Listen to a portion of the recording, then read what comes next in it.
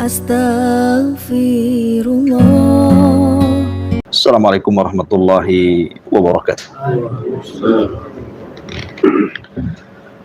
Alhamdulillah wassalatu wassalamu ala rasulillah wa ala alihi wa sahbihi wa mawalah wa la hawla wa la quwata illa billahi wa ba'du. Alhamdulillah, segala puja dan puji hanya milik Allah subhanahu wa ta'ala. Salawat serta salam kita hadiahkan kepada Rasul kita Nabi besar Muhammad sallallahu alaihi wa ala alihi wasallam. Alhamdulillah juga di pagi hari ini, tepat di waktu yang sangat berkah dan disaksikan para malaikat, kita bisa melaksanakan sholat yang merupakan sholat wusta. Sebagian ulama mengatakan sholat wusta itu sholat asar dan sholat subuh. Karena sholat subuh itu berdiri sendiri, makanya dia tengah-tengah di antara sholat siang dan sholat malam. Maksudnya sholat siang, duhur dan asar, dan sholat malam, maghrib dan isya. Tengah-tengahnya itu subuh. Makanya Allah mengatakan hafidhu ala salawati was salatil wusta. Jaga oleh kalian 5 waktu salat, terutama salat wusta. Jadi ada yang mentafsirkan salat wusta itu artinya salat subuh. Siapa yang baik subuhnya, berarti dia akan bisa menjaga salat-salat yang lainnya. Siapa yang buruk salat subuhnya, maka dia tidak akan mampu menjaga salat-salat yang lainnya. Makanya kenapa salat yang paling berat dilakukan orang munafik itu salat subuh berjamaah. Tapi pembahasan di pagi hari ini kita akan membahas tentang tazkiyatu an-nafsi. Bagaimana cara membersihkan jiwa. Ketika Allah subhanahu wa ta'ala menciptakan Nabi Allah Adam alaihi salatu wassalam, Allah mengatakan kepada para malaikat, wa idza sawaituhu wa nafakhtu min ruhi faqa'u lahu sajidin. Apabila aku sudah menciptakan Adam dan semata-mata meniupkan ruh, maka sujudlah kalian. Dari sini kata ulama tafsir bahwa sujudnya para malaikat kepada Adam bukan ke jasadnya, tapi kepada ruhnya. Karena Allah subhanahu wa ta'ala mengidhafahkan ruh kepada dirinya. Min ruhi, dari ruhku. Setiap yang diidhafahkan kepada Allah pasti mulia. Ka'bah disebut Baitullah, rumah Allah. Berarti Ka'bah itu mulia karena dinasabkan kepada Allah. Mukjizat Nabi Saleh, naqatullah, untanya Allah. Unta banyak, tetapi karena unta Nabi Saleh dinasabkan kepada Allah, makanya menjadi mulia. Begitu juga ruhnya Adam dinasabkan kepada Allah, ruhi, ruhku kata Allah. Dari sini kata ulama tafsir bahwa malaikat sujud itu bukan kepada fisik Adam, tetapi karena memuliakan ruh yang dimasukkan ke dalam fisik Adam. Itu satu penafsiran. Penafsiran yang lain bahwa malaikat sujud itu maksudnya menjadikan Adam sebagai kiblat, sebagaimana kita sholat ini menghadap kiblatnya ke Ka'bah, maka malaikat menjadikan Adam itu sebagai kiblatnya, bukan sujud ibadah. Karena sujud ibadah tidak boleh diberikan kecuali kepada Allah subhanahu wa ta'ala. Itu hanya sujud ta'lim saja, penghormatan. Tapi yang ingin saya katakan bahwa mulianya manusia bukan dilihat dari jasad, tapi dari ruh yang dimasukkan ke dalamnya. Ketika manusia kemudian bercampur antara ruh dan juga jasad, maka mulia dia, dihormati manusia. Tapi lihat ketika ruh dicabut dari jasad manusia, sudah tidak ada kemuliaan lagi. 3 hari dalam kuburan sudah jadi bangkai. Dan di sini menunjukkan bahwa ruh itu penting dalam jasad.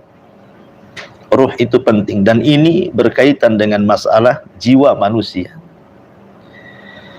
Di dalam Al-Quranul Karim, Allah subhanahu wa ta'ala membagi jiwa itu menjadi 3 bagian. Ada yang disebut dengan nafsul mutmainnah, jiwa yang tenang. Yang kedua ada yang disebut dengan nafsu ammaratim bisu, jiwa yang suka memerintahkan kepada keburukan. Dan ada juga dalam Al-Quran menyebutkan ada namanya nafsul lawamah, jiwa yang suka mencela. Yang pertama, jiwa yang disebut dengan mutmainnah tidak terjadi kecuali kepada seorang mukmin. Orang kafir tidak punya jiwa ini. Jiwa mutmainnah ini hanya diberikan kepada orang yang beriman. Kemudian yang kedua, jiwa yang memerintahkan kepada keburukan. Dan ini jiwanya orang kafir. Tentu pembahasan yang menarik adalah jiwa yang ketiga, lawamah. Karena jiwa lawamah ini bisa terjadi kepada kebaikan, bisa terjadi kepada keburukan. Artinya bisa mengantarkan kepada mutmainnah, atau lawamah ini bisa mengantar kepada amaratum bisu, memerintahkan kepada keburukan. Nanti kita jelaskan. Namun sebelum saya jelaskan jiwa-jiwa ini, kita tahu bahwa amalan hati itu jauh lebih penting dibandingkan amalan badan. Amalan hati itu bisa lebih penting dibandingkan amalan badan. Kenapa? Karena Rasul yang mengatakan, ala wa inna fil jasadi mudghah, idza saluhat saluhal jasadu kullu, wa idza fasadat fasadal jasadu kullu, ala wahiyal qalbu. Dalam jiwa manusia, dalam jasad manusia itu terdapat segumpal darah. Kalau dia baik-baik semua, kalau dia jahat-jahat semua. Kemudian Rasul mengatakan itulah hati, menunjukkan hati itu yang menggerakkan semua badan. Makanya Imam Ibnul Qayyim mengatakan al-qalbu kal malik, hati itu seperti raja. Adapun jawarih, anggota badan itu tentaranya. Jadi tentara mau mengarah kemana itu tergantung perintah rajanya. Kalau perintah rajanya baik, maka jasadnya akan baik sebagai tentaranya. Tapi kalau hatinya atau rajanya merintahkan kepada keburukan, secara otomatis tentara-tentaranya atau fisiknya juga akan memerintahkan kepada keburukan. Saya akan contohkan beberapa kisah sebelumnya, betapa pentingnya amalan hati. Abu Bakar Siddiq radhiyallahu an itu tidak dikenal dengan salatnya dan tidak pula dikenal dengan puasanya. Beda dengan Umar bin Khattab, itu dikenal dengan salatnya. Umar bin Khattab itu dikenal salatnya, sampai kedua matanya itu Umar itu memiliki garis hitam karena setiap malam dia menangis. Jadi seolah-olah air mata itu sudah ada jalurnya di matanya itu, karena setiap malam ya. Atau umpamanya Amr ibn As, Abdullah ibn Amr ibn As itu dikenal puasanya, Tolhah dikenal dengan puasanya, dan begitu seterusnya. Artinya bahwa manusia itu terkadang dilebihkan oleh Allah Subhanahu wa ta'ala dari segi amal, sebagaimana Allah bedakan rizki-rizki, dilebihkan dari rizkinya masing-masing. Makanya saya teringat nasihat daripada Imam Malik. Imam Malik ini sempat dikritik ibadahnya. Oleh siapa? Oleh Abdullah ibn Abdul Aziz al-Umari. Abdullah ibn Abdul Aziz al-Umari ini memang ahli ibadah dia. Ibadah, sholat malamnya, baca Qur'annya, qiyam puasanya, ibadahnya luar biasa. Makanya disebut al-abid, ya, ahli ibadah. Sementara Imam Malik itu dikenal keilmuannya, ya, karena banyak meriwayatkan hadis Nabi SAW dan mengajarkan hadis Nabi.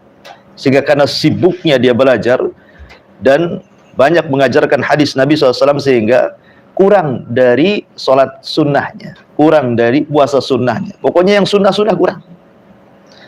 Abdullah ibn Abdul Aziz al-Umari ini menulis surat kepada Imam Malik, menasihati, ya, agar Imam Malik itu lebih rajin lagi, supaya sempurna keimamannya sebagai seorang ulama.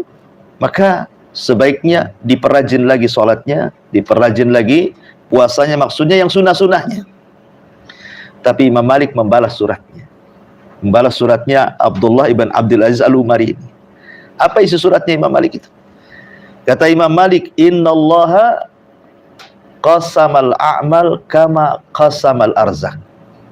Wahai Abdullah Ibn Abdul Aziz Al-Umari, Allah itu sudah membagi-bagi amal seseorang sebagaimana Allah sudah membagi rizki seseorang. Ketika Allah memberikan rizki kepada seseorang, ada yang menjadi pilot, ada yang menjadi dokter, ada yang menjadi insinyur, ada menjadi orang kaya, pedagang, macam-macam rizki orang itu. Tidak sama rizki orang itu. Ada yang senang, ada yang susah, kan gitu. Lah sebagaimana juga Allah membagi amal juga sama. Ada yang mungkin dia rajin di sholat malam, tapi mungkin dia susah untuk berpuasa, lapar, mudah lapar, ya kan? Ada orang mudah puasa dia, tapi susah pula bangun malam dia. Ada orang mungkin rajin Al-Quran, membaca Quran rajin, tapi kalau disuruh untuk puasa mungkin susah dia. Artinya ada orang-orang itu yang dilebihkan satu ibadah dengan yang lainnya. Kemudian Imam Malik mengatakan, tetapi katanya, wa inni la'adhun, tapi saya yakin niatmu dan juga apa yang aku lakukan semua karena Allah. Jadi Imam Malik tetap memuji Abdullah Ibn Abdul Aziz Al-Umari. Ya. Dari perkataan Imam Malik rahimahullahu tadi sini, maka kita dilarang merendahkan orang lain. Tidak boleh. Ya. Kita tidak boleh merendahkan orang lain. Ya, terkadang ada contoh umpamanya, mungkin ada seorang ustadz lagi mengajar di hari Kamis, ya kan? Kemudian murid-muridnya berpuasa hari Kamis, ustadznya pula tak puasa. Nah, apa kemudian kita katakan ustadz ini gimana? Cerita tentang dorongan puasa hari Kamis, dia sendiri tak puasa umpamanya. Justru kedudukan ustadz dibandingkan murid-murid masih lebih mulia ustadz. Kenapa? Kata Imam Malik rahimahullah di ujung suratnya dia mengatakan, tapi saya yakin bahwa yang menebarkan ilmu jauh lebih banyak daripada yang menyibukkan dengan ibadah. Kenapa? Karena Rasul yang mengatakan keutamaan ahlil ilmi itu jauh lebih mulia dibandingkan ahli ibadah, seperti bulan di antara bintang-bintang, kata Rasul. Tetapi saya niatkan antara saya dan Anda lillahi ta'ala, saya yakin semua karena Allah. Maka masing-masing tolong hargai, kata Imam Malik, kan gitu ya. Jadi menghargai orang itu penting. Kita tidak tahu dia punya amalan yang kita tidak punya, atau kita punya amalan yang dia pula tidak punya. Ya, itu pentingnya dalam Islam seperti itu. Ya. Kembali bahwa Abu Bakar Siddiq radhiyallahu an itu memang tidak dilebihkan seperti para sahabat yang lain, ahli puasa, ahli sholat, tidak. Tetapi apa yang menjadikan Abu Bakar lebih hebat dibandingkan seluruh para sahabat? Apa yang menjadikan Abu Bakar lebih hebat? Sampai-sampai Rasul mengatakan kalau keimanan Abu Bakar ditimbang di satu timbangan, semua amalan manusia ditimbang di satu timbangan satunya, masih berat amalannya Abu Bakar setelah Nabi SAW. Kenapa? Karena bima waqara fi qalbi. Karena Abu Bakar itu dilebihkan dari ibadah hatinya. Apa ibadah hati Abu Bakar? As-Siddiq. Dia membenarkan, ya kan? Di saat manusia kufur dia membenarkan. Coba dalam peristiwa Isra dan Mi'raj contohnya. Ketika kemudian Rasulullah SAW kebingungan setelah peristiwa Isra Mi'raj itu, kan di tengah jalan dia berjumpa dengan Abu Jahal. Kata Abu Jahal, ya Muhammad, masya'nu. Wahai Muhammad, ada apa dengan kamu? Nampaknya kau bingung. Kemudian Rasul menceritakan tentang kisah peristiwa semalam. Abu Bakar sudah tahu ini bahan celaan kepada Rasulullah. Kata Abu Jahal, bagaimana kalau seandainya kau ceritakan kepada manusia? Aku yang kumpulkan orang. Ya. Di sini Abu Jahal tidak langsung mencela Nabi, tidak mengatakan oh kau gila, tidak. Karena ini ada bahan mencela Nabi, kan. Baiknya apa yang kau ceritakan kepada aku, ceritakan juga kepada orang. Kumpulkanlah manusia itu. Kemudian kata Abu Jahal, wahai Muhammad, ceritakan kembali apa yang sudah kau ceritakan kepada aku. Maka Rasul menceritakan. Setelah diceritakan semua tertawa. Sampai dijelaskan dalam riwayat itu hatta yatamayalun, saking tertawanya menghina Rasul itu sampai kepala itu geleng ke kanan, geleng ke kiri itu. Ya, mereka menghina Nabi. Akhirnya kemudian orang musyrik ini, karena Abu Bakar tidak hadir dalam majelis itu, diutuslah orang musyrik untuk mengejek Rasul di hadapan Abu Bakar. Datanglah ke rumah Abu Bakar. Ya Abu Bakar, tahu nggak? Saudaramu sudah gila, maksudnya Rasulullah. Ya. Macam mana dalam waktu yang sangat singkat dia bisa berjalan katanya dari Masjidil Haram ke Masjidil Aqsa katanya. Ini kan mustahil. Sekali lagi di zaman itu belum ada teknologi. Sekarang kan ada pesawat mungkin kan itu ya. Tapi zaman itu kan pakai unta kendaraan. 1 bulan perjalanannya. Tapi Abu Bakar mengatakan, demi Allah, kalau habar langit aku benarkan, padahal langit itu jauh jaraknya, apalagi jarak Aqsa yang dekat, pasti ku benarkan lagi. Ya. Rasul menceritakan dapat wahyu dari langit. Kita aja tidak nampak langit itu seperti apa. Aku benarkan, apalagi hanya di Aqsa yang dekat jaraknya. Seolah-olah Abu Bakar ingin mengatakan, kalau seandainya Nabi SAW menceritakan sesuatu yang jauh lebih mustahil daripada peristiwa Isra Mi'raj, pasti ku benarkan. Seolah-olah Abu Bakar mengatakan seperti itu. Dari sinilah kemudian disematkan kalimat As-Siddiq di belakang kalimat Abu Bakar tuh. Itulah amalan terbaik Abu Bakar yang tidak dimiliki sahabat yang lain. Satu-satunya sahabat yang masuk Islam tidak ada keraguan itu cuma Abu Bakar. Kalau yang lain itu tengok-tengok dulu, betulkah dia Nabi? Jangan-jangan bukan Nabi. Betulkah dia Quran? Jangan-jangan karya dia. Setelah yakin baru masuk Islam gitu ya. Seperti Umar gitu ya. Kan tidak langsung masuk Islam. Dia menentang Nabi dulu. Tapi satu-satunya yang masuk Islam ketika ditawarkan, masuklah engkau ya Abu Bakar ke agamaku. Maka Abu Bakar langsung mengatakan, asyhadu an la ilaha illallah wa asyhadu anna Muhammadur Rasul. Dari sini menunjukkan bahwa amalan hati bisa membandingi semua umat Islam yang dimiliki Abu Bakar Siddiq radhiyallahu. Ini kisah yang pertama. Kisah yang kedua, ada seorang sahabat namanya Ulbah ibn Zaid. Ulbah ibn Zaid. Nabi SAW melakukan peperangan terakhir itu di perang Tabuk. Itulah perang terakhir Nabi, dipimpin langsung oleh Nabi. Karena perang Tabuk ini lawannya bukan lagi orang musyrik Quraisy, bukan lagi orang-orang Yahudi Madinah. Karena orang musyrik Quraisy sudah masuk Islam semua. Di Fathu Mekah kemudian datang Amul Wufud, ya, rombongan dari kabilah masuk Islam. Ya. Kemudian orang-orang Yahudi sudah terusir dengan 4 peperangan. Perang Bani Qunaiqah, perang Bani Nadir, perang Bani Quraidah, dan terakhir di Khaybar. Ya. Artinya sudah nggak ada lagi Yahudi di Madinah. Di Mekah sudah masuk Islam semuanya. Sehingga musuhnya cuma satu, Nasrani. Itu pun dari arah Romawi, ya, dari arah Syam sana.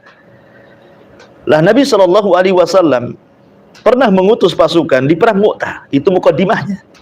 Tetapi perang besarnya itu di Tabuk namanya. Ya, perang Tabuk itu perang terakhir, karena ini 2 tahun sebelum meninggal Nabi, perang Tabuk ini. Perang Tabuk ini bayangkan, tentara kaum muslimin tidak banyak, apalagi disebut Jaisul Usrah, tentara yang memang sedang kesulitan. Jarak Madinah Tabuk itu tidak bisa ditempuh dengan jalan kaki, harus dengan kuda. Kuda pun kuda perang. Sementara kaum muslimin tidak memiliki itu. Perbekalan sedikit, tetapi yang ingin jihad banyak. Tetapi tidak punya apa-apa, pedang tak punya, ini tak punya, tapi pengen jihad mereka. Maka disebut Jaisul Usrah, tentara miskin. Maka disitulah Nabi SAW berkhutbah untuk supaya para sahabat berinfak mendanai perang ini. Maka Utsman datang dengan 300 unta dan perbekalannya kan itu. Abu Bakar datang menyerahkan semua kekayaannya. Umar datang menyerahkan separuh kekayaannya. Abdurrahman ibn Auf dan banyak para sahabat. Sehingga banyak orang-orang miskin seperti Ulbah ibn Zaid ini ingin ikut perang tak bisa, karena tak ada yang bisa ditunggangi, karena minimalnya 1 kuda itu hanya bisa ditunggangi 8 orang, ya kan, gantian. Nanti kalau udah capek kamu naik lagi, gantian, ya kan, unta untuk 8 orang. Nah, sementara sudah nggak ada lagi. Ulbah ingin perang tak bisa, ingin infak pun tak punya. Akhirnya apa yang dilakukan Ulbah ini ibn Zaid ini? Di malam hari dia mengadu kepada Allah Subhanahu wa taala, ya Rabb, tidak ada barang-barang yang aku bisa infakkan kepada Rasul. Tetapi kata Ulbah, saya infakkan dengan segala hatiku, dengan cara ku maafkan semua yang pernah menzalimiku. Itulah sedekahku, katanya. Keesokan harinya Nabi mengumpulkan para sahabat dan mengatakan, siapa di antara kalian yang bersedekah di malam hari? Katanya. Mujizat, Rasul tahu kan itu ya. Tiba-tiba Ulbah berdiri mengatakan, saya wahai Rasulullah. Maka Nabi SAW mengatakan, niat baik memaafkan setiap yang mendolimimu, itulah sedekahmu, katanya. Dari sini menunjukkan bahwa sedekah tidak mesti dalam bentuk harta kan itu. Memaafkan orang itu sudah sedekah. Dan itu amalan hati. Makanya suatu ketika Nabi SAW pernah duduk di Masjid Nabawi. Di tengah para sahabatnya. Tiba-tiba kata Rasul, sebentar lagi dari pintu sebelah sana akan ada masuk rajulun min ahlil jannah. Seorang laki-laki yang termasuk penduduk surga. Sahabat melirik kepada pintu itu. Rupanya keluar laki-laki. Ya, dengan menjinjing sandalnya, kemudian seolah-olah dia bekas wudu. Kepalanya itu banyak air. Kemudian keesokan harinya Rasul ngomong begitu lagi. Sebentar lagi keluar dari pintu itu seorang laki-laki yang termasuk penduduk surga. Rupanya keluar dia lagi sampai 3 hari berturut-turut. Ada seorang sahabat namanya Abdullah ibn Amr ibn As radhiyallahu anhu. Penasaran, ya. Kenapa 3 hari berturut-turut Rasul mengatakan orang ini termasuk penduduk surga? Apa sih amalannya? Itulah hebatnya para sahabat.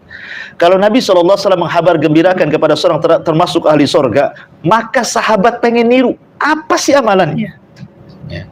Akhirnya kemudian sahabat ini pura-pura bermasalah dengan keluarganya, datang ke rumah orang ini bertamu.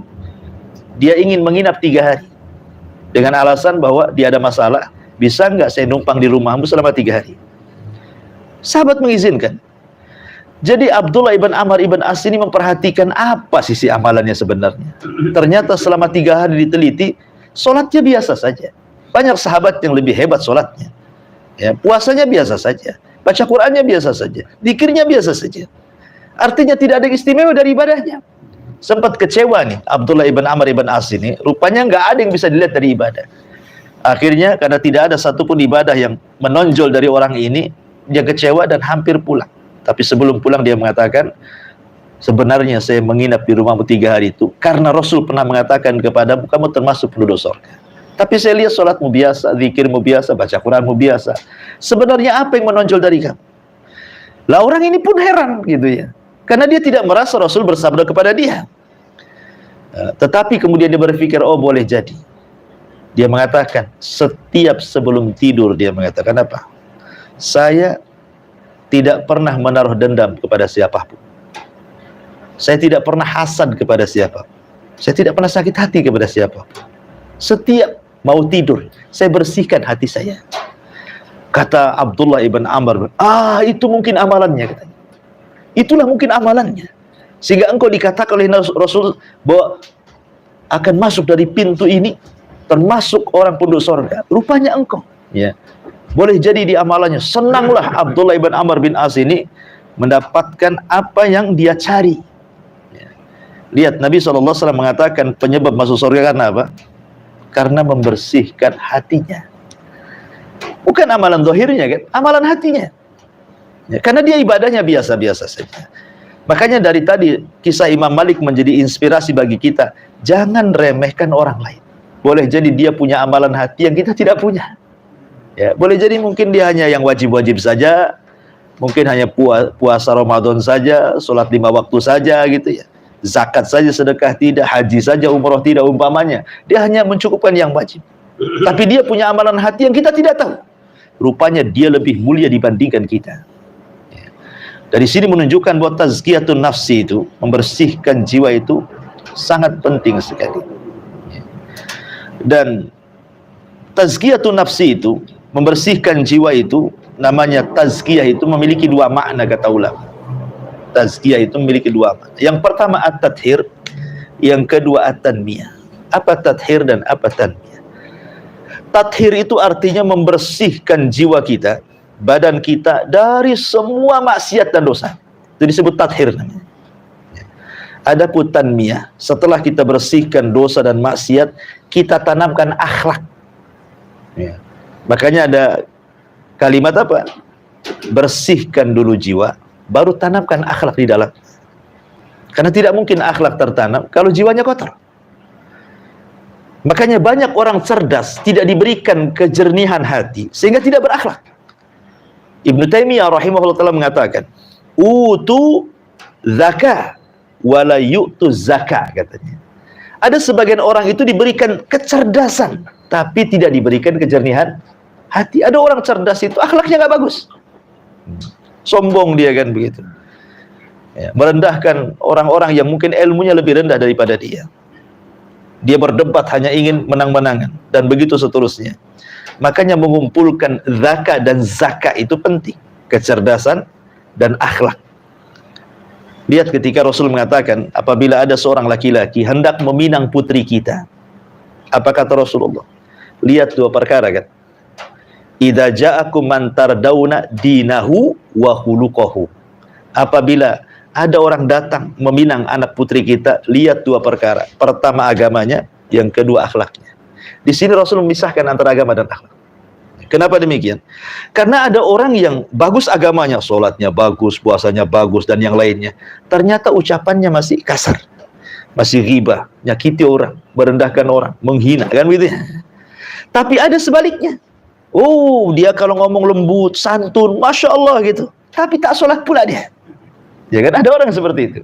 Makanya ketika digabungkan antara rajin ibadah dengan akhlak, sempurnalah kita. Kalau ada orang yang seperti ini, cepat nikahkan, kata Rasul. Kalau tidak, bahaya anakmu, kata Nabi. Ya.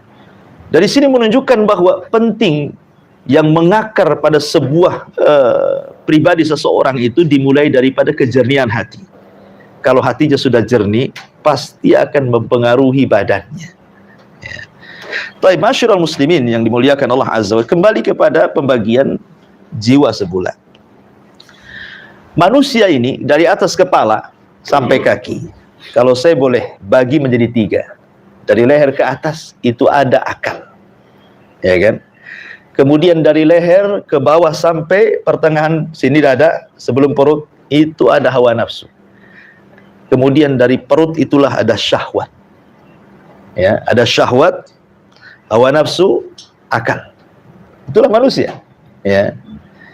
Saya ulangi, perut syahwat, dada hawa nafsu, otak ada akal di sini. Sekarang kalau seandainya jiwa yang penuh dengan hawa nafsu ini bisa terkalahkan dengan syahwatnya, maka akan mempengaruhi akalnya, dia akan jahat. Ya. Tapi kalau akal kemudian mempengaruhi hawa nafsunya, dia bisa menekan syahwatnya, akan jadi baik dia.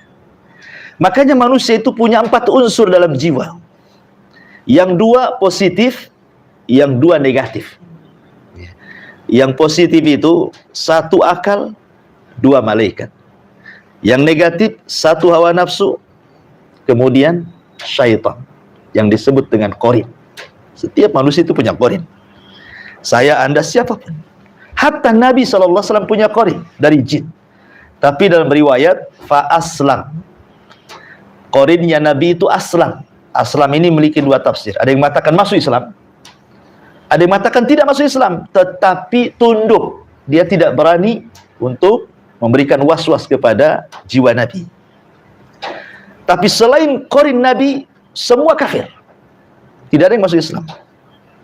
Nggak ada.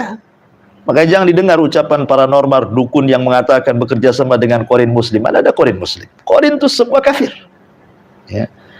Itulah yang Allah katakan fa'alhamaha fujuraha wa taqwaha, gitu ya. Jadi ada yang mengilhamkan fujur, itulah qarin yang kafir. Ada yang mengilhamkan takwa, itulah malaikat qarin yang memerintahkan, memberikan was-was kepada kebaikan. Makanya manusia itu punya 2 penyakit yang sangat berbahaya. Penyakit dari syaitan dan penyakit dari dalam. Ya. Pertama, syaitan menghasilkan syubhat. Itulah kalau dikatakan syubhat berarti penyakit dari setan. Yang kedua, syahwat. Itu penyakit dari hawa nafsu. Dari sini menunjukkan bahwa manusia tersesat tidak mesti digoda setan. Karena dalam jiwa manusia itu sudah ada pendorong hal-hal kejahatan yang disebut dengan syahwat tadi. Dan lebih celakanya kalau seandainya syubhat dan syahwat ini berjumpa nih. Ini bahaya nih. Berarti menggabungkan 2 penyakit kan, hawa nafsu dan juga syaitan. Makanya kenapa dalam Al-Quran itu ada surat namanya disebut Mu'awwidhataini, 2 surat perlindungan. Pertama Al-Falaq, ini cerita setan, ya. Kemudian An-Nas, cerita hawa nafsu. Dan hawa nafsu jauh lebih bahaya dibandingkan syaitan. Makanya kenapa dalam perlindungannya juga dibedakan. Kalau dalam Al-Falaq itu cuman 1 nama Allah yang disebut, Qul a'udzu birabbil falaq. 1 kan, Rabb Falaq. Ya. Tapi dalam surah An-Nas itu 3. Ya. Rabbun Nas, Rabb manusia. Ilahin Nas, ilahnya manusia. Kemudian Malikin Nas, rajanya manusia. 3 nama Allah sebut untuk berlindung kepada 1 perkara dari was-was yang ditimbulkan hawa nafsu kan. Tapi Al-Falaq itu 1 nama Allah kita berlindung untuk berapa? 3 perkara. Semua dari luar, dari syaitan. Ghasik, malam hari. Kenapa disebut malam hari itu kita berlindung malam? Karena malam hari itu kekuatan syaitan itu memuncak. Maksiat lebih banyak dilakukan di malam hari. Siang ada, tetapi malam lebih menguat. Ya. Orang menyihir di malam hari, ya kan? Kirim-kirim santet, kirim-kirim sihir, itu semua di malam hari. Orang maksiat, berzina, mabok, macam di malam hari. Orang merampok, mencuri di malam hari. Ya. Maka kita berlindung dari malam hari itu. Ghasik itu disebut malam hari. Kemudian nafathati fil uqad, para penyihir. Kemudian orang hasad. Itu semua di malam hari. Ya. Tetapi beda dengan An-Nas, cerita tentang jiwa. Makanya berlindungnya dari 3 nama Allah karena bahayanya. Ya. Kenapa disebut bahaya? Menundukkan musuh dari luar itu mudah. Pamannya kita melindungi dia dari malam hari. Jangan keluar, beribadah di malam hari. Ya. Kemudian kita ini ingin melawan orang sihir, banyak-banyak berzikir. Melawan orang hasad, tinggal berdoa kepada Allah. Tapi melawan hawa nafsu, macam mana caranya? Hawa nafsu itu berada di jantung kita. Apakah kita datang ke hospital kemudian minta dokter tolong keluarkan jantung saya biar tak ada hawa nafsu? Matilah kita. Kan itu ya. Kalau ada orang tidak ada jantungnya mati. Jantung tidak bisa dibuang dari badan kan gitu. Lalu bagaimana caranya membuang hawa nafsu dalam jantung kita? Hawa nafsu tidak dibuang, hanya bisa ditekan. Makanya Rasul mengatakan orang yang kuat itu bukan orang yang ahli gulat, bukan orang yang ahli kelahi, bukan. Orang yang kuat itu ma yamliku nafsah, orang yang bisa menekan hawa nafsu. Ya. Jadi saya ulangi, kalau dalam jiwa manusia itu ada akal, hawa nafsu dan syahwat. Syahwat menguasai hawa nafsunya, habis akal kita. Tapi kalau akal menguasai hawa nafsunya, maka syahwat akan mereda. Jadilah dia orang baik. Lah jiwa yang tenang itu jiwa yang bisa melawan hawa nafsu, dan itu tidak dimiliki oleh seorang kafir, hanya mukmin saja.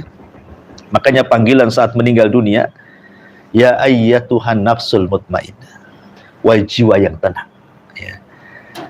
Tenang di sini maksudnya apa? Imam Ibnul Qayyim rahimahullahu taala dalam kitabnya Madarijus Salikin dia mengatakan, "Malam yadkhulil jannah fid dunya lam yadkhulil jannah fil akhirah." Siapa yang tidak masuk surga di dunia, maka dia tidak akan masuk surga di akhirat. Syarat masuk surga di akhirat itu harus masuk surga di dunia dulu. Ya. Imam Ibnul Qayyim ditanya, apa ini maksud surga dunia ini? Yang mensyaratkan orang masuk surga akhirat harus masuk surga dunia itu. Kata Imam Ibnul Qayyim, surga dunia itu artinya itmi'nanul qalbi. Ketika hati kita tenang. Tenang dari apa? Pertama dari kesyirikan. Jangan melakukan kesyirikan, karena syirik ini yang mengotori hati. Yang kedua dari bid'ah, karena bid'ah ini mengotori hati. Kemudian yang ketiga dari zikir, karena zikir ini bisa menghilangkan kelalaian. Kemudian yang keempat, pasrah dengan syariat, karena pasrah dengan syariat itu bisa menentang hawa nafsu. Kemudian dari maksiat, karena dari ketaatan, karena ketaatan itu bisa menghilangkan maksiat. 5 perkara disebutkan. Kalau orang bisa menjauhi syirik, menjauhi bid'ah, senantiasa berzikir, senantiasa tunduk patuh dengan syariat, kemudian menjauhi maksiat dan dengan ketaatan, itulah surga dunia. Ya, ini surga dunia. Kalau orang bisa masuk surga ini, dipastikan dia masuk surga akhirat. Ya. Itulah perkataan maksudnya, siapa yang tidak masuk surga dunia, dia tidak akan masuk surga akhirat. Ya. Kemudian yang kedua, ada namanya ammaratun bisu. Ammarah itu artinya memerintahkan keburukan terus. Dia nggak ada kebaikannya. Ya. Tetapi ada nafsu yang luar biasa, yang disebut dengan lawamah. Inilah nafsu yang ada pada semua orang. Mu'minuhum wa kafiruhum. Mukmin kafirnya ada. Nafsu lawamah ini. Tetapi menjadi muskil adalah ketika Allah Subhanahu wa taala berfirman dalam surah Al-Qiyamah, la uqsimu biyaumil qiyamah wa la uqsimu bin nafsil lawwamah. Kenapa Allah Subhanahu wa taala iringkan jiwa yang penuh dengan celaan, mencela diri dengan hari kiamat? Apa hubungannya di sini? Ya. Ada sebagian para ulama mentafsirkan karena nanti pada hari kiamat semua orang akan menyesal di hadapan Allah. Mau orang solehnya, mau orang jahatnya, akan menyesal di hadapan Allah. Akan mencela dirinya. Adapun celaan orang-orang soleh di hadapan Allah, kenapa dia tidak menambah ibadah ketika di dunia? Kalau tahu seperti ini maksudnya. Dia sudah tahajud, dia sudah puasa, tapi hatinya mencela di hadapan Allah. Kenapa dulu saya tidak rajin lagi tahajud? Padahal sudah tahajud tuh. Ya. Kenapa saya tidak puasa? Padahal sudah puasa lagi ya. Dia mencela dirinya, kenapa tidak rajin lagi dulu?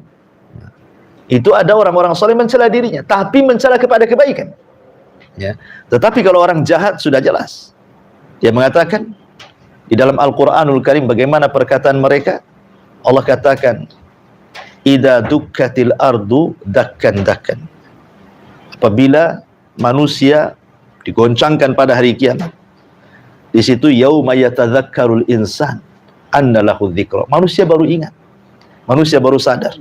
Ya, kenapa dulu dia seperti itu? Dia mengatakan, "Ya laitani qaddamtu li hayati." Ya. Duhai kiranya, ya Rabb, aku kembalikan ke dunia. Biar aku bisa beramal saleh, biar bisa masuk Islam, biar bisa beribadah. Mungkin mustahil. Mustahil, ya. Orang kemudian menyesal di akhirat itu mustahil. Makanya Allah Subhanahu wa taala mengatakan ada orang-orang itu yang mereka khusyuk, mereka lelah letih, tapi ujung-ujungnya masuk neraka. Ya. Karena penyesalannya di akhirat tidak mungkin menyesal. Apa yang mau disesalkan di akhirat itu? Mau sujud ruku di akhirat itu nggak ada gunanya. Karena khusyuk, kemudian ruku, sujud itu tempatnya di dunia. Ali mengatakan dunia ini tempat beramal, akhirat tempat hisab. Ini satu penafsiran. Penafsiran yang kedua, maksud lawamah di sini maksudnya di dunia. Ada orang-orang yang sudah melakukan kejahatan, menyesal dia. Umpamanya, dia mau bersedekah. Tiba-tiba dihalang-halangi oleh istrinya. Jangan sedekah lah bang, ini belum lunas nih utang nih. Akhirnya untuk melunasi utang dia. Kemudian ada uang lebih. Kata istrinya, ayo kita jalan-jalan kemana gitu dengan uang ini. Habis dia. Setelah habis duitnya baru berpikir, kenapalah uang itu saya tidak sedekahkan. Menyesal. Ya. Itu menyesal kebaikan itu namanya. Itu juga jiwa lawamah namanya. Nah, jiwa lawamah yang seperti ini bisa mengantarkan kepada mutmainnah dia. Ya.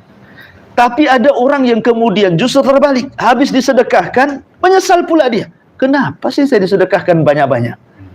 Saya disedekahkan umpamanya uang Indonesia 5 juta. Kenapa saya tidak sedekahkan 100.000 saja? Udah sedekah ini kan? Ya. Dia malah mau menarik lagi dia. Itu lawamah yang jelek seperti itu. Karena dia menyesal dari kebaikan. Lah kalau lawamah yang kedua ini bisa ammaratun bisu nantinya. Merintahkan kepada keburukan. Jadi lawamah ini tengah-tengah dia. Mau kemana dia? Ya. Mau lawamahnya itu ke ammaratun bisu atau lawamahnya itu ke mutmainnah. Itu kembali kepada kita. Ya, makanya pentingnya kemudian menjaga hati itu, kata para ulama seperti dikatakan oleh Syekh Abdul Razak Al-Badr. Dia mengatakan bahwa kalau ingin membersihkan hati, pertama tauhid. Ya, tauhidkan Allah Azza wa Jalla. Karena hanya dengan tauhid inilah satu-satunya yang bisa membersihkan hati. Karena bagaimanapun yang mengotori hati itu lawannya kesyirikan. Syirik itu akan mengotori hati. Kenapa? Karena hati ini akan mudah kemudian lepas dari Allah dengan kesyirikan. Contoh saja, orang yang percaya dengan tangkal jimat. Apa kata Rasulullah? Man ta'allaqa syai'an wukila ilaih. Siapa yang menggantungkan jimat, tangkal-tangkal, maka hatinya akan disandarkan kepada jimat itu, bukan lagi kepada Allah dia. Walaupun lisannya mengatakan, oh saya yakin Allah yang menyembuhkan, bukan jimat ini. Iya, lisannya saja, hatinya itu ke jimat gitu maksudnya. Jadi hatinya sudah kotor dia, menghilangkan tawakal kepada Allah Subhanahu wa ta'ala. Makanya tauhid itu nomor satu, ingin bersihkan jiwa. Yang kedua, tadabburil Quran, membaca Al-Quran, mendengar Al-Quran, tadabbur dengan Al-Quran. Afala yatadabbaruna Al-Quran am ala qulubihim aqfaluhum. Kenapa kalian tidak mentadaburi Al-Quran, ataukah hati kalian terkunci? Jadi intinya bahwa orang yang meninggalkan Al-Quran pasti terkunci hatinya, susah mendapatkan nasihat. Yakin ya, orang yang jarang menyentuh Al-Quran itu susah hatinya, karena Allah yang mengatakan, kenapa kalian tidak menurunkan Al-Quran, ataukah dalam hati kalian ada kuncinya? Berarti yang bisa membuka kunci hati itu adalah Al-Quran. Perbanyak Al-Quran. Yang ketiga, berzikir. Karena Allah yang mengatakan, ala bidzikrillah tatmainnul qulub. Ingatlah, dengan zikir kepada Allah tenang hati kita. Karena ada orang yang mencari ketenangan itu di luar daripada zikir, nggak akan dapat. Ya. Ada orang ingin tenang, jalan ke pantai sana, berlibur sana, berlibur sini. Ia tenang saat berlibur, pulang udah pusing lagi dia. Ya. Kenapa demikian? Karena zikir itu menyertakan Allah dalam setiap permasalahan kita. Makanya sering saya katakan, sesulit apapun masalah, kalau Allah datang ikut campur menyelesaikannya, pasti Allah uraikan masalahnya. Sedikit-sedikit pasti adalah, ya, oh jalan keluarnya macam ini, macam itu. Tahu dia arahnya. Ya. Tetapi sekecil apapun masalah, kalau Allah tidak ikut campur tangan, sulit untuk keluar dari masalah itu. Makanya kenapa dalam sholat itu ada kalimat iyyaka na'budu wa iyyaka nasta'in. Ya. Bukankah isti'anah itu bagian daripada ibadah? Kenapa Allah pisahkan? Hanya kepadamu kami beribadah, hanya kepadamu kami meminta pertolongan. Lah, minta pertolongan itu kan bagian daripada ibadah. Kenapa dipisahkan? Karena tidak mungkin orang bisa ibadah kecuali ada pertolongan Allah. Kayak antum di sini, nggak mungkin lah ngaji di sini kalau nggak pertolongan Allah. Pertolongan siapa emangnya antum bisa di sini? Semua pertolongan Allah kan. Makanya isti'anah dalam ibadah itu penting. Meminta pertolongan Allah. Lihat Nabi SAW sampai mengatakan, Rabbi la takilni ila nafsi tarfata'in. Ya Rabb, jangan sekali-kali engkau berpisah dariku walaupun sekejap mata. Nabi ketakutan. Kalau Allah sekejap mata kemudian tiba-tiba Allah meninggalkan dia, datang kesulitan, siapa yang menyelesaikan? Makanya Ibrahim alaihi salatu wassalam ketika istrinya diambil oleh Raja Mesir yang zalim, apa yang dilakukan Ibrahim? Salat dia, meminta pertolongan kepada Allah Azza wa Jalla.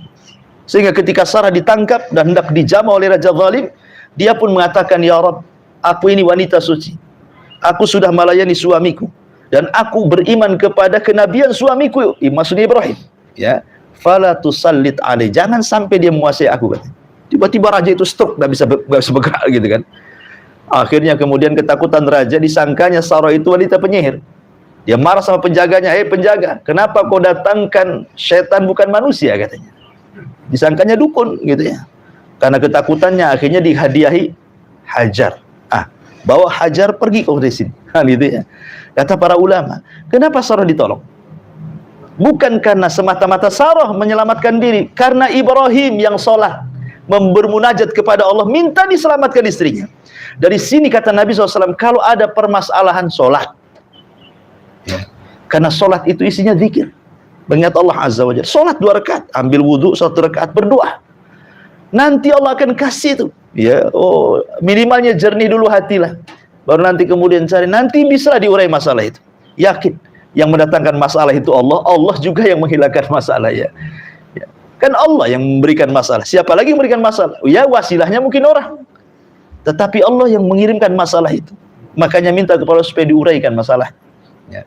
Kemudian juga yang keempat kata beliau, berusaha untuk tahliyah wa takhliyah. Ada ha pakai dengan kho ya. Kalau pertama tahliyah pakai ha, yang kedua Takhliyah pakai kha dulu, baru tahliyah pakai ha. Artinya takhliyah, mengosongkan badan, pikiran, hati dari akhlak-akhlak yang buruk, masukkan akhlak yang baik. Kita tahu rukun Islam itu semua bicara akhlak. Rukun Islam itu bicara akhlak semuanya. Syahadat, sholat, zakat, puasa, haji, ini bicara akhlak. Syahadat sudah jelas. Kalau orang masuk Islam, ada akhlak Islam.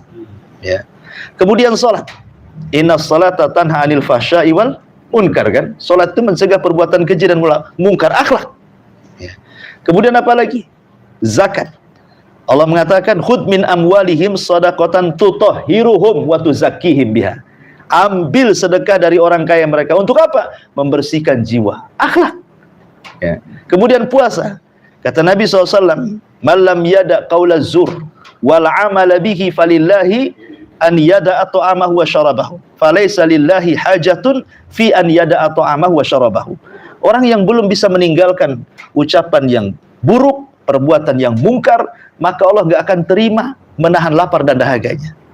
Artinya konsekuensi puasa itu harus bisa menahan lisan, ya, harus bisa menahan perbuatan. Itu akhlak puasa itu. Haji, Rasul mengatakan, ya, faman hajjal baita fala rafasa wala fusuqa wala jidala fil hajj. Maka haji yang baik itu ketika tidak rafas. Rafas itu mengeluarkan kalimat-kalimat yang kotor, kan itu ya. Artinya haji juga akhlak. Sebenarnya rukun Islam itu mulai dari sholat, zakat, puasa, haji, dan yang pertama syahadat, itu melahirkan akhlak semuanya. Ya, makanya heran kalau ada orang sholat kok masih tidak berakhlak gitu ya. Berarti jangan salahkan sholatnya. Boleh jadi dia belum benar sholatnya, kan itu ya. Atau belum benar puasanya, atau belum benar zakatnya, atau belum benar hajinya. Padahal Rasul mengatakan al-hajjul mabrur laisa lahul jaza illal jannah, kan itu ya. Haji yang mabrur itu tidak akan dapat balasan kecuali surga. Intinya bahwa secara umum ibadah dan amal soleh itu bisa membersihkan jiwa. Wallahu alam. Ini ya, pembahasan masalah hati ini lebar luas, sampai Imam Ibnul Qayyim itu punya kitab berjilid-jilid, kan itu ya, masalah hati ini. Jadi memang nggak bisa satu pertemuan, tapi nggak apa-apa lah, penting sudah ada gambarannya. Tapi kita buat tanya jawab saja, silahkan kita buat tanya jawab, mungkin ada yang keluar dari tema. Tadi kita menyatakan yang di malam hari syaitannya kekuasaan memuncak, apa dalilnya itu? Tadi Allah mengatakan min syarri ghasiqin idza waqab. Ghasik ini ada beberapa penafsiran para ulama. Kenapa syaitan menguat di malam hari? Ya. Pertama, ghasik itu dimaknai purnama, bulan purnama. Aisyah radhiyallahu anha pernah dikatakan oleh Rasul, ista'idhi bil qamar. Wahai Aisyah, berlindunglah dari bulan. Maksudnya bulan purnama. Berlindunglah dari purnama. Kenapa? Karena purnama itu menandakan menguatnya syaitan, menguatnya hawa nafsu. Kenapa? Karena purnama itu air laut pasang, kemudian darah manusia naik. Pertengahan bulan tuh orang lagi stres, gaji belum keluar, di akhir stres dia kan, uang udah habis.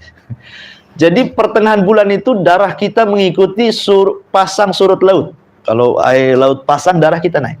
Makanya disunahkan dua perkara untuk menekan tensi darah. Ya, pertama puasa yaumul bid, pertengahan bulan. Yang kedua hijamah berbekam. Ya. Kenapa kemudian disyariatkan di pertengahan bulan dua ibadah ini? Tadi karena darah naik, hawa nafsu naik, setan masuk. Ya. Bekam mengusir setan, karena setan masuk dari jalan darah kan. Hawa nafsu ditekan dengan puasa. Itulah kenapa ada ibadah dua di pertengahan bulan itu. Itu untuk menekan itu. Bekam mengambil setan. Setan masuk dari jalan darah kan. Puasa bisa menekan hawa nafsu. Ini satu penafsiran. Penafsiran yang kedua, ghasik itu artinya malam. Ya. Malam gelap gulita. Waktu setan itu di malam hari, dari ba'da isya sampai sepertiga malam akhir, itu namanya waktu setan. Karena sepertiga malam akhir itu sudah bukan waktu setan, itu waktu malaikat. Ya. Allah turun ke langit dunia di sepertiga malam akhir kan, kemudian menawarkan siapa yang berdoa aku kabulkan, siapa yang minta aku kasih, siapa yang beristighfar aku ampuni. Nah, berarti setan itu akan berusaha menggoda anak Adam itu mulai ba'da isya sampai 2/3 malam.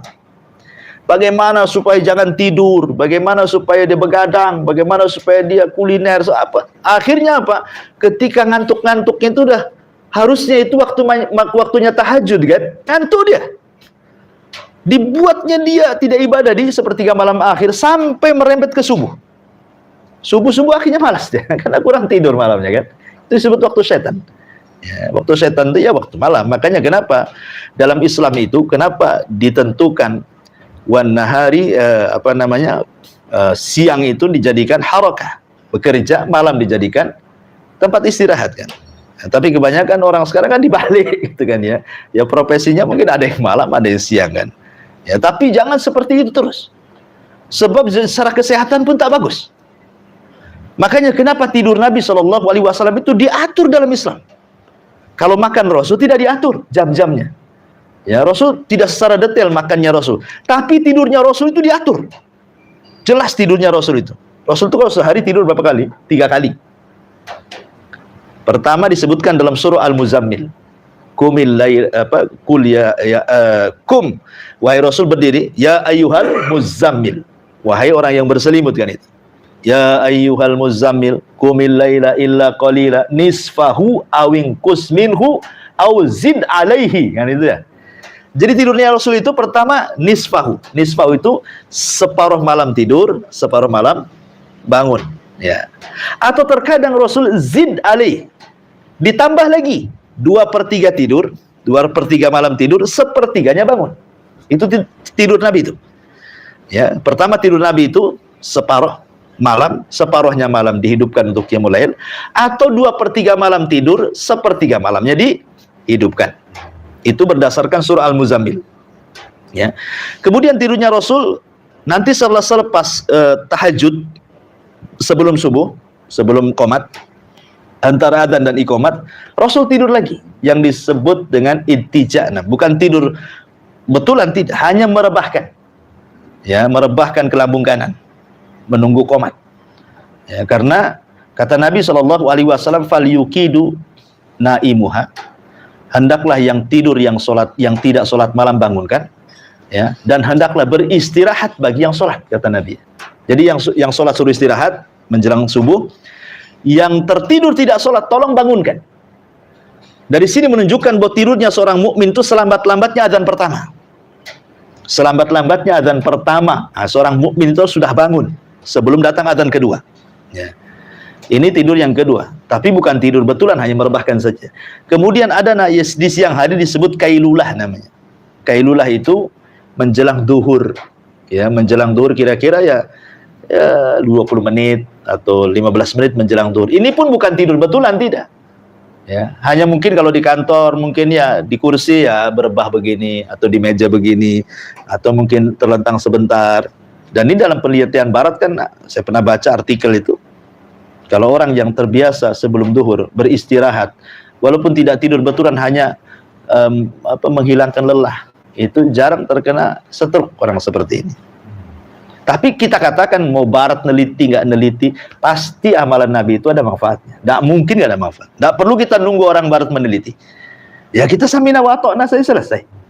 Ya selesai, samina wa ta'na. Nggak perlu kemudian diteliti. Oh, kadang-kadang ada orang yang kemudian ingin meneliti, betulkah Quran dan Sunnah itu menyelisih sains atau tidak, kadang-kadang. Kita tidak perlu diteliti lagi. Kalau itu memang Al-Quran dan itu sahih sunnah Nabi, pasti setiap perintah ada manfaatnya, pasti setiap larangan ada madaratnya. Nah, gitulah itu kaidah singkatnya. Nah, ini masalah tidur, Nabi itu betul-betul ketat gitu. Kalau masalah makan tidak kan? Rasul tidak ada makan sekian kali ini harus dimakan, tidak ada. Ya, yang jelas makanan yang halal, kemudian zatnya juga halal, dicari dari yang halal, itu saja. Nabi SAW hanya supaya yang dimasukkan berkah. Kembali kepada ghasik tadi. Jadi kenapa kemudian malam hari itu menguat setan itu? Karena Nabi Musa alaihi salatu wassalam ketika ditantang oleh Fir'aun untuk berperang melawan dukun-dukun Fir'aun, Nabi Musa meminta waktu apa? Duha. Kita bertarung di waktu duha, katanya Nabi Musa. Nabi Musa tidak mau di malam hari. Dari sini istimbatnya kata ulama, kenapa Musa minta waktu duha bukan malam hari? Karena kekuatan sihir menguat. Ya. Jadi tidak mau ada risiko dia kan begitu. Diambil di waktu duha. Makanya menguat, dan secara fakta di lapangan juga begitu, kejahatan di malam hari itu menguatkan itu ya. Coba maling, rampok di malam hari, di siang hari mikirlah, apalagi banyak CCTV sekarang. Kemudian orang yang berzina, klub-klub malam, judi, semua di malam hari. Semua di malam hari, kejahatan ini. Termasuk hewan-hewan buas di malam hari keluar. Dia tidak tidur. Nah, itu memang penelitian seperti itu. Makanya kenapa Rasul Allah Subhanahu wa taala memerintahkan kita untuk memperbanyak membaca muawwidhataini sebelum tidur kan, dijadikan ruqyah. Kita baca qul a'udzu birabbin nas, qul a'udzu birabbil falaq, qul huwallahu ahad. Terkadang Rasul menambah qul ya ayyuhal kafirun, kemudian diusap 3 kali ke badan.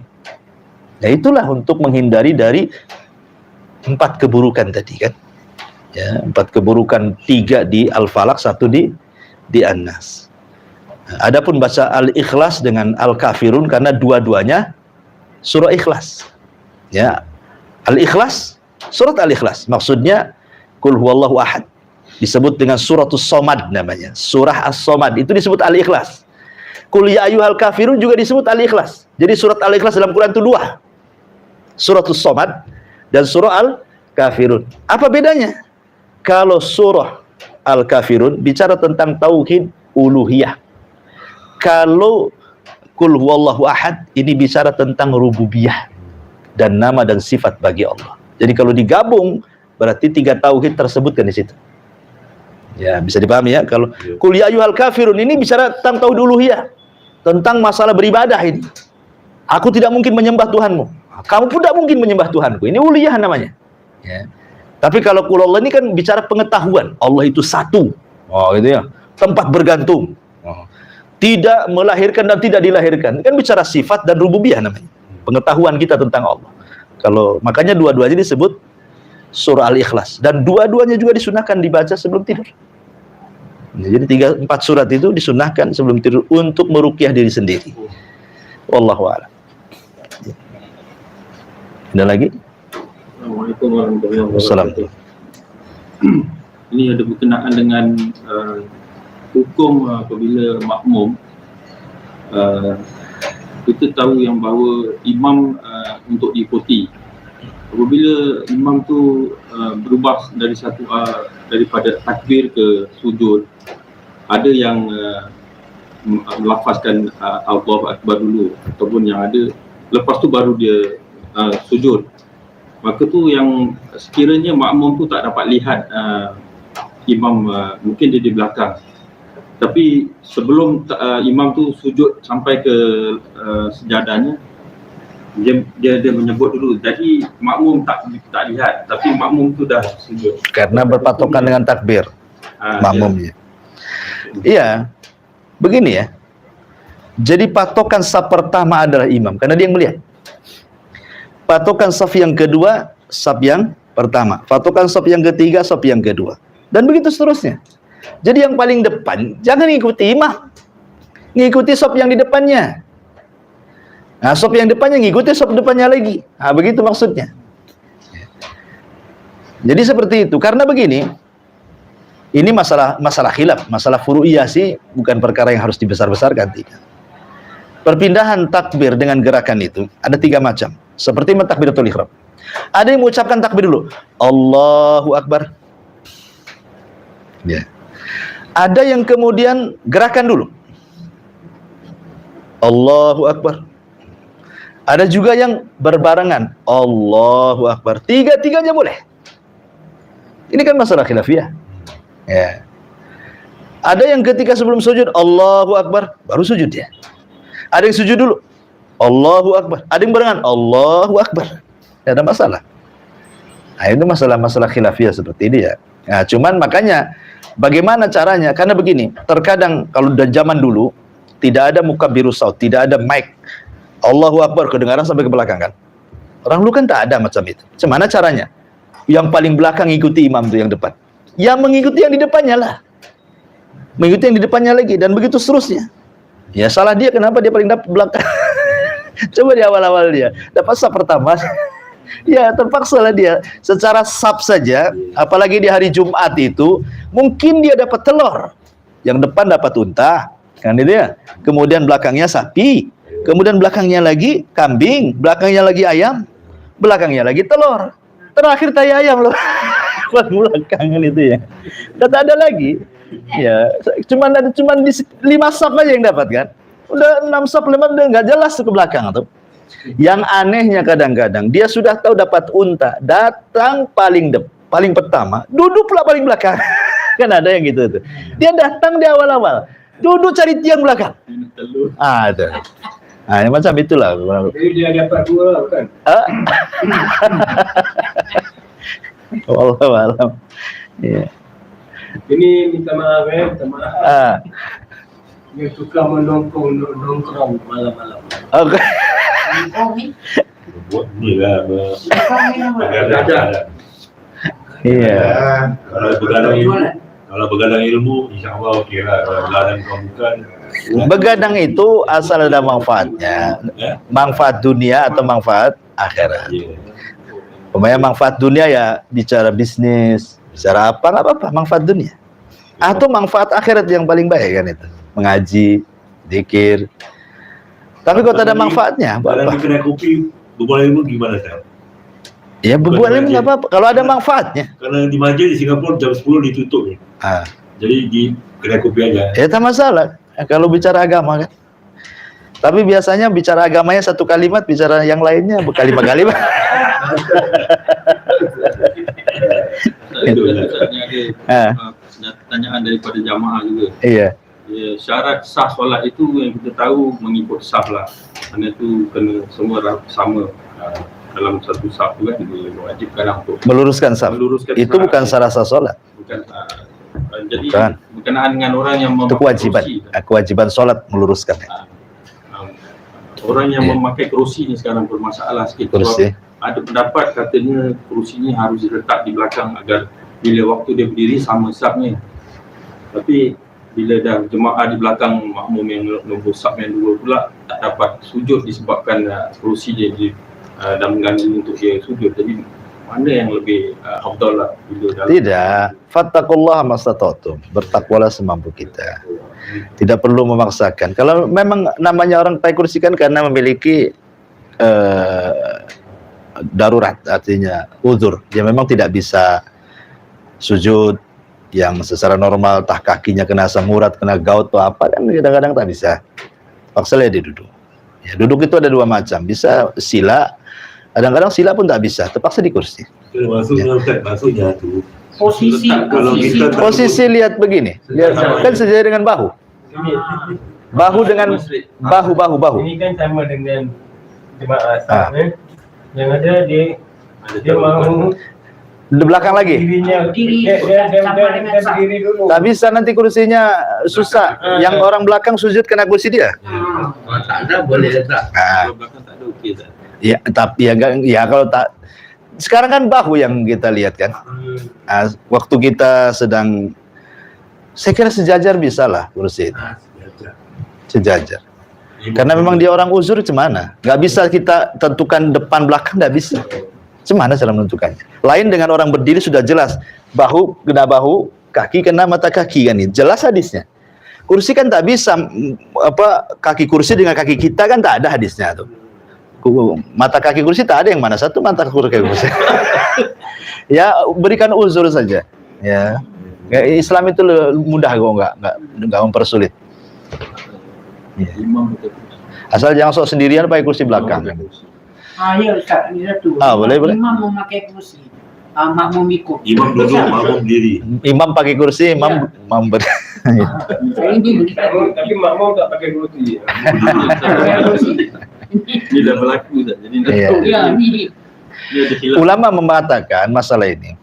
Lihat, kalau memang imam itu memang lagi sakit, sebenarnya dia itu bisa berdiri, cuman karena sakit dia pakai kursi. Lain dengan permanen dia sakit. Kan itu ya. Ada 2 hukum di sini ya. Ada yang permanen dia sakit, dia tidak bisa berdiri pakai kursi saja. Ada yang sebenarnya dia sakit. Ya. Cuman pas kebetulan sakit, kalau sehat tak gitu. Nabi SAW itu ketika di masa sakitnya, pernah dia sakit, dia duduk, tiba-tiba sahabat berdiri. Ya.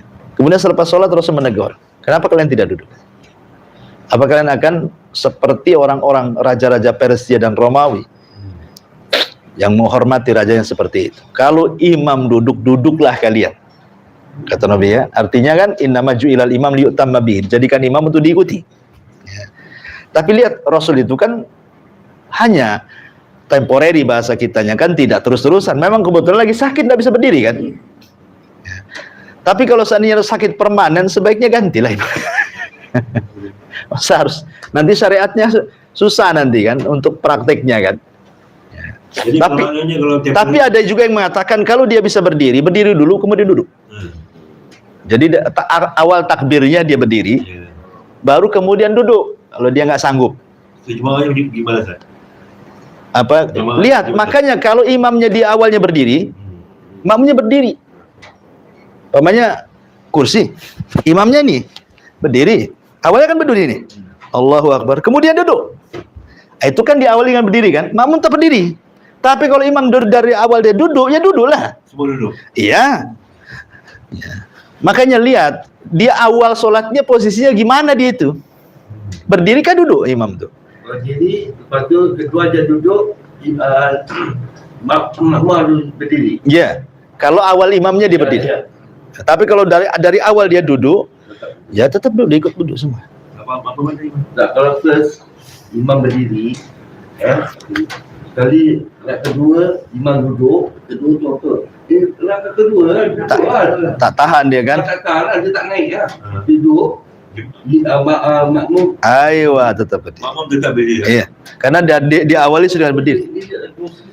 Karena dia ada uzur saja. Tapi kalau dari awal dia duduk, makmum itu duduk semua. Iya, karena hadisnya imam diikuti dari awal kan. Innama ju'ila liyutamma bihi. Tapi kalau dia permanen duduk, sebaiknya ganti. Ganti, masa nggak ada lagi yang mau. Imam itu sakit lah kan, kasihan. Iya.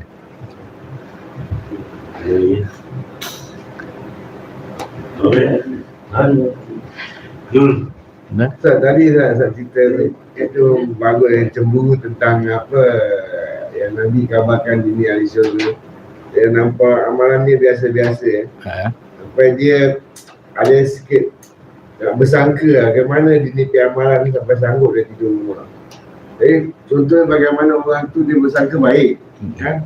Dia bersangka baik, tapi kebaikan dia harapkan tu tak memuaskan hati dia.